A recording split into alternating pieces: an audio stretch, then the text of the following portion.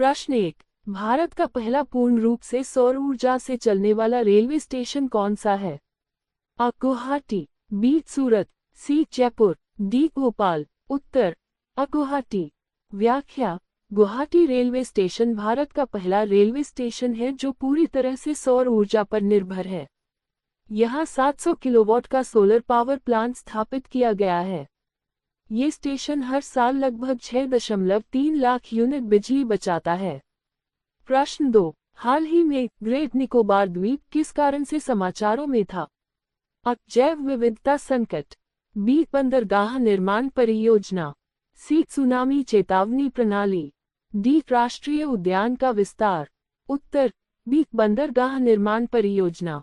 व्याख्या। भारत सरकार ने ग्रेट निकोबार द्वीप पर एक बंदरगाह निर्माण परियोजना की योजना बनाई है, जो सामरिक और आर्थिक दृष्टि से महत्वपूर्ण है। हालांकि इस परियोजना पर पर्यावरणीय प्रभाव को लेकर चिंताएं व्यक्त की जा रही हैं। प्रश्न 3। संसद में जीरो ओवर कब शुरू होता है? अ दोपहर 12 बजे, बी सुबह 11 बजे, सी सत्र के अंत में, डी बजट पेश करने के बाद। उत्तर अ दोपहर 12 बजे। व्याख्या।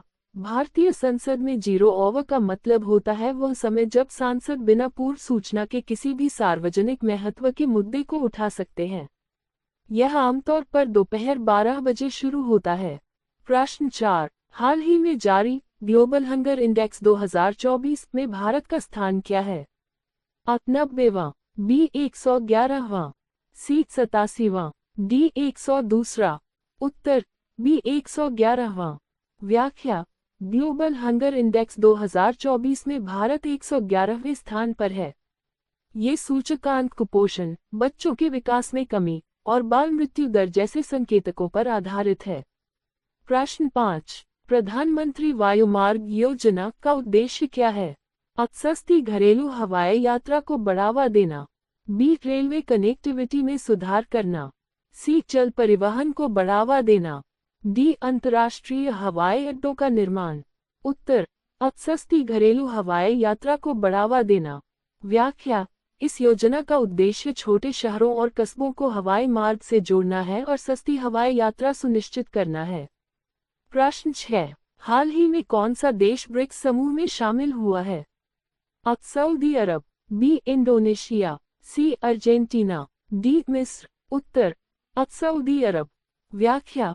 ब्रिक्स ने अपने विस्तार में सऊदी अरब को शामिल किया है, जिससे इस समूह की आर्थिक और राजनीतिक शक्ति बढ़ी है।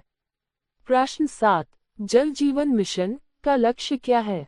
अ सभी ग्रामीण परिवारों को पाइपलाइन के माध्यम से पानी उपलब्ध कराना, बी जल प्रदूषण को कम करना, सी शहरी जल आपूर्ति को सुदृढ़ बनाना, डी जल विद्युत परियोजनाओं को बढ़ावा देना।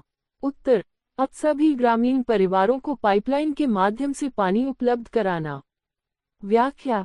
इस मिशन का उद्देश्य 2024 तक हर ग्रामीण घर में नल से जल की आपूर्ति करना है। प्रश्न 8। भारत का सबसे बड़ा कोयला उत्पादक राज्य कौन सा है? अ झारखंड, बी ओडिशा, सी छत्तीसगढ़, डी पश्चिम बंगाल। उत्तर सी छत्तीसगढ़। व्याख्या। छत्तीसगढ़ भारत का सबसे बड़ा कोयला उत्पादक राज्य है। इसके बाद झारखंड और ओडिशा का स्थान है। प्रश्न 9। हाल ही में चंद्रयान 3 ने किस स्थान पर सफल लैंडिंग की? अ दक्षिणी ध्रुव, बी उत्तरी ध्रुव, सी भूमध्य रेखा, डी माउंट शैकल्टन। उत्तर अ दक्षिणी ध्रुव। व्याख्या। चंद्रयान 3 ने चंद्रमा के दक्षिणी ध्रुव पर सफलतापूर्वक लैंडिंग की, जो इसरो के लिए एक ऐतिहासिक उपलब्धि है। प्रश्न 10। पंजाब केसरी के नाम से कौन जाने जाते हैं?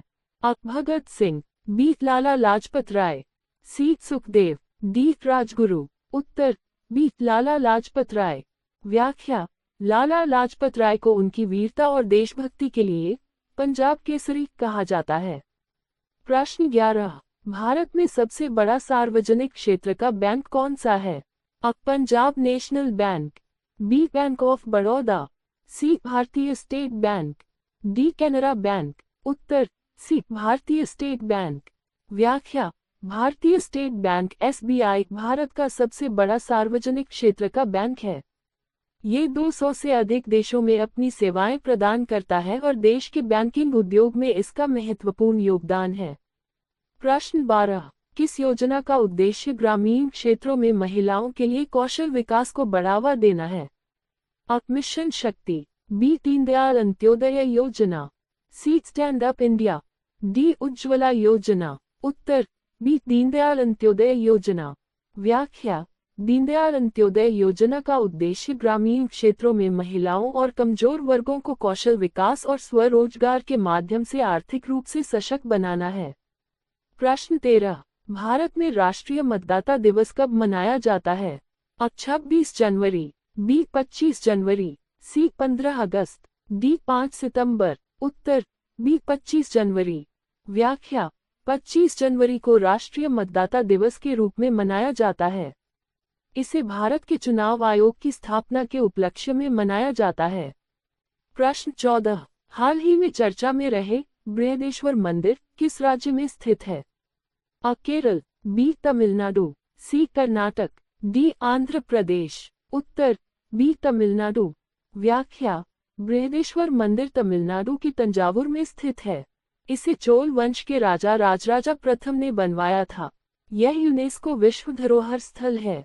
प्रश्न 15। भारत में सशक्त भारत अभियान का मुख्य उद्देश्य क्या है? अ. डिजिटल साक्षरता बढ़ाना, बी. हरित ऊर्जा को बढ़ावा देना, सी. स्वच्छ भारत मिशन को बढ़ावा देना, डी. महिला सशक्तिकरण। उत्तर डी. महिला सशक्तिकरण।